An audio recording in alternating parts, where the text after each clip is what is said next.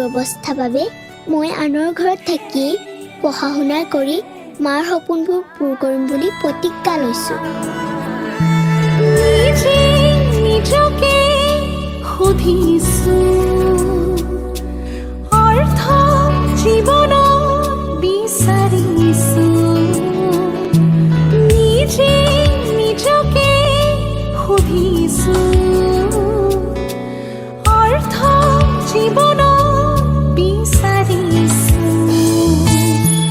কোন বাটে যাওঁ প্ৰতি খোজতে হেৰাওঁ মনতে প্ৰতিজ্ঞা জীৱন যুঁজা প্ৰতিজ্ঞা নাভাৰ প্ৰতিজ্ঞা মনতে প্ৰতিজ্ঞা।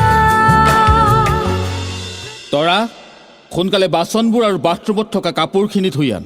ছাৰ, মই এতিয়া পঢ়ি আছোঁ। পঢ়া সামৰিয়ে ধুই আনিম। ঐ, তই যে মুখে মুখে উত্তৰ দিছ, ৰ তোক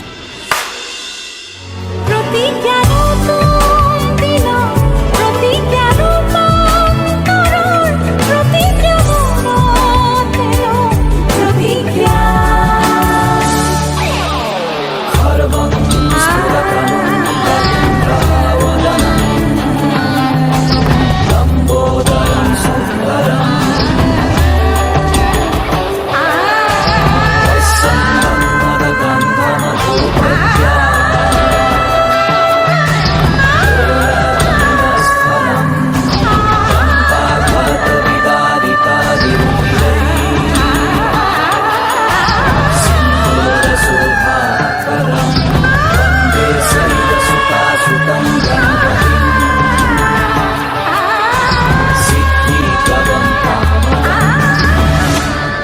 ছাৰ, মোক ভালদৰে পঢ়ুৱাম বুলি আপুনিতো মাক কথা দি আহিছিলে, কিন্তু প্ৰতিদিনে পঢ়াৰ সলনি ঘৰৰ কাম কৰোৱাই মোক অত্যাচাৰ কৰি থাকে।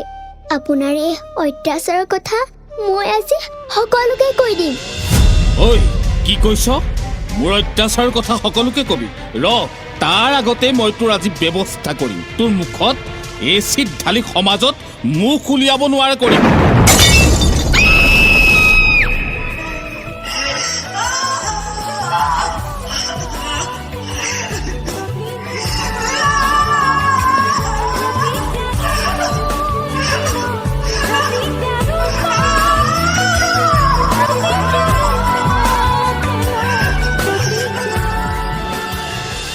এনেদৰেই শেষ হৈ যায় বহু সপোন আৰু আশা। অপেক্ষা মাথো সেই দিনটোলৈ যিদিনা সমাজৰ পৰা নাইকিয়া হ'ব শিশু শ্ৰমিক আৰু এচিড নিক্ষেপৰ এই দুৰ্দশা।